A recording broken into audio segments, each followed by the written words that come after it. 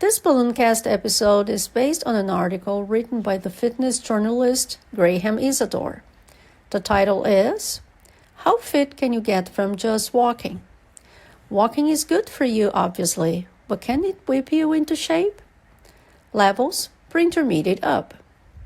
4 months ago, my friend John Sharkman stepped on the scale and realized he was the heaviest he'd ever been. Sharkman, a former college football quarterback, was weighing in at 263 pounds, 50 pounds heavier than his time as an elite athlete. The realization that he jumped up to the size of a lineman was humbling, and he knew he needed to shed some weight. He asked me, his fitness journalist friend, to help, but the request came with quite a number of caveats. He didn't want to cut off certain food or alcohol, he didn't want to go to the gym, and he didn't want the whole process to feel that hard. In the past, I've undertaken a number of successful fitness and fat loss challenges.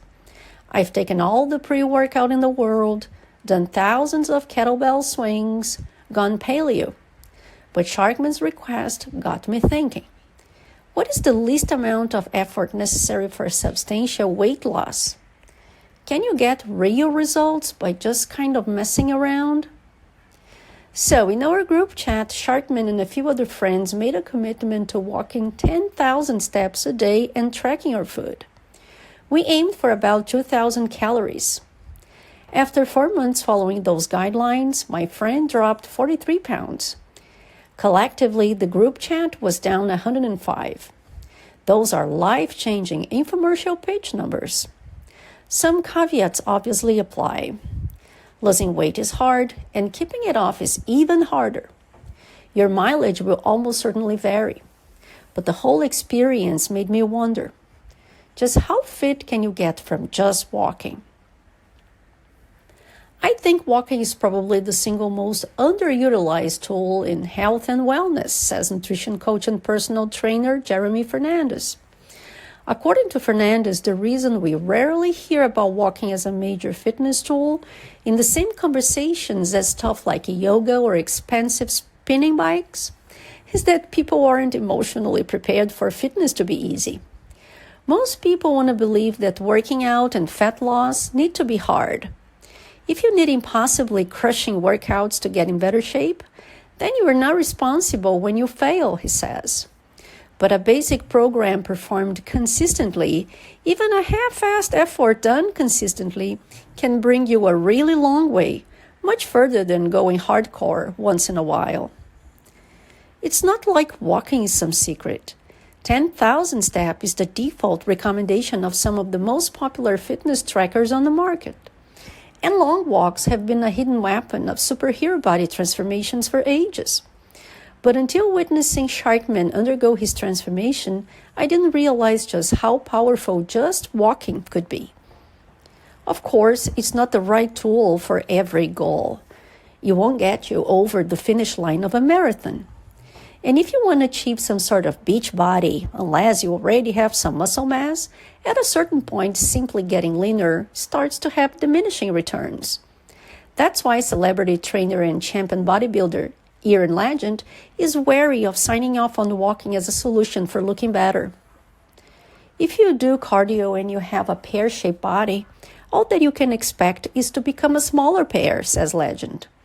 The only way to change your body composition, the shape and look of your body, is to perform a form of resistance-based training. That's not to say that 10,000 steps is bad. If you are regularly performing some type of physical activity, your body is going to change. But is it the most efficient way? Some form of resistance training like weightlifting or sprints in addition to a nutrition plan will get you to your goals faster. Similarly, fitness tracker Whoop has given up on counting steps. While most trackers and fitness apps count steps, the designers behind Whoop believe step count alone doesn't tell you enough, choosing instead to measure heart rate. Whoop's Vice President of Performance, Kristen Holmes, a 3-time field hockey All-American and one of the most successful coaches in Ivy League history, explained, "Simply counting steps doesn't really tell you that much. All steps aren't created equal.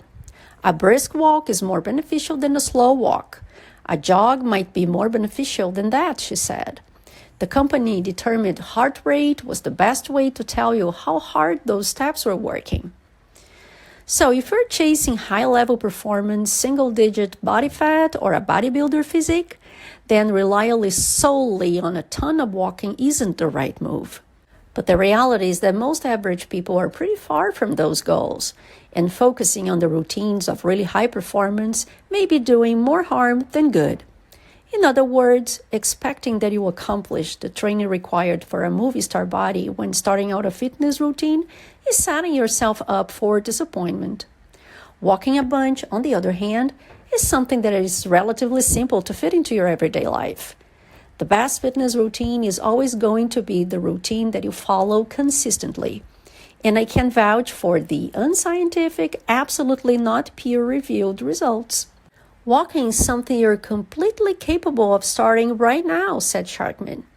It sounds cheesy to say changing your life is that simple, but this definitely changed mine.